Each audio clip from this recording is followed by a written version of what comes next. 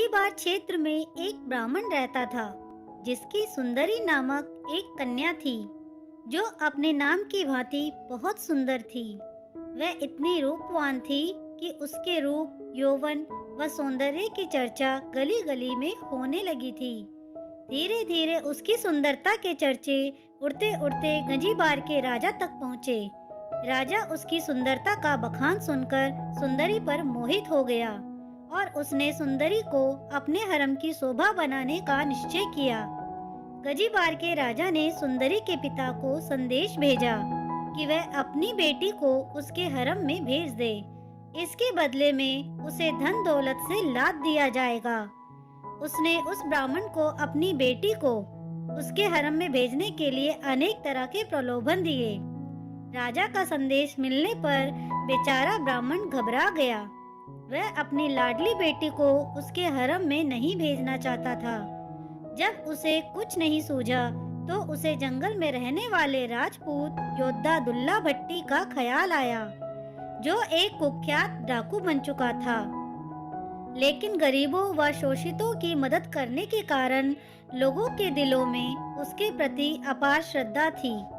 ब्राह्मण उसी रात दुल्ला भट्टी के पास पहुंचा और उसे विस्तार से सारी बात बताई। दुल्ला भट्टी ने ब्राह्मण की व्यथा सुन उसे सांत्वना दी और रात को खुद एक सुयोग्य ब्राह्मण लड़के की खोज में निकल पड़ा। दुल्ला भट्टी ने उसी रात एक योग्य ब्राह्मण लड़के को तलाश कर सुंदरी को अपनी ही बेटी मानकर अग्नि को साक्षी मानते हुए उसका कन्यादान अपने हाथों से किया और ब्राह्मण युवक के साथ सुंदरी का रात में ही विवाह कर दिया। उस समय दुल्ला भट्टी के पास बेटी सुंदरी को देने के लिए कुछ भी नहीं था, अतः उसने तिल व शक्कर देकर ही ब्राह्मण युवक के हाथ में सुंदरी का हाथ थमाकर सुंदरी को उसकी ससुराल विदा किया। गंजीबार के राजा को इस बात की सूचना मिली तो वह आग बबूला हो उठा। उसने उसी समय अपनी सेना को गंजीबार इलाके पर हमला करने तथा दुल्ला भट्टी को का खात्मा करने का आदेश दिया।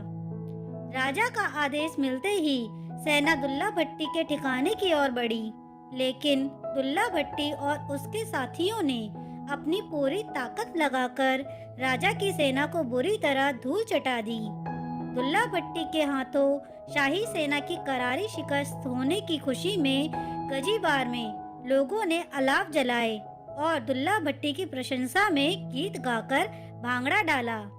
कहा जाता है कि तभी से लोहड़ी के अवसर पर गाए जाने वाले गीतों में सुंदरी और दुल्ला भट्टी को विशेष तौर पर याद किया जाने लगा।